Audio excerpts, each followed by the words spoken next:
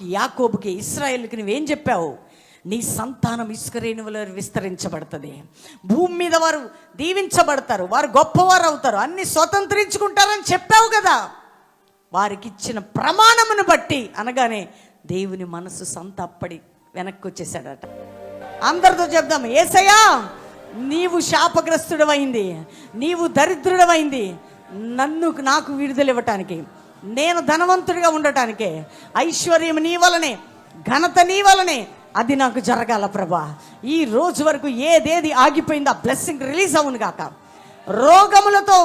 రోగులతో ఇదిగో నీవు పొందిన దెబ్బల వలనే నేను స్వస్థత నొంది తిని, స్వస్థత కార్యములు బలంగా జరిగి రేపు అద్భుత సాక్ష్యాలు వచ్చును గాక.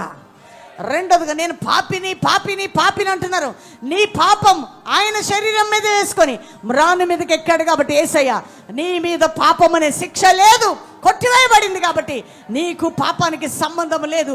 నువ్వు పరిశుద్ధుడివి క్రీస్తుని బట్టి, నీతిమంతుడివి క్రీస్తుని బట్టి, క్రీస్తు రక్త బలియాగము ద్వారా పరిశుద్ధత, నీతి, ఆరోగ్యం, ఆశీర్వాదం నీ కుటుంబానికి ప్రాప్తించును గాక. నీకే మహిమ ప్రభా. ప్రతి వాగ్దానం నెరవేర్చబోతున్నాం. లైవ్ చూస్తున్న ప్రతి బిడ్డలకి, వర్తమానం రీచ్ అవుతున్న ప్రతి ఒక్కరికి మాటలు నెరవేర్చబడునుగా కానీ దీవిస్తూ యేసు నామములో అడుగుచున్నాం తండ్రి, ఆమేన్.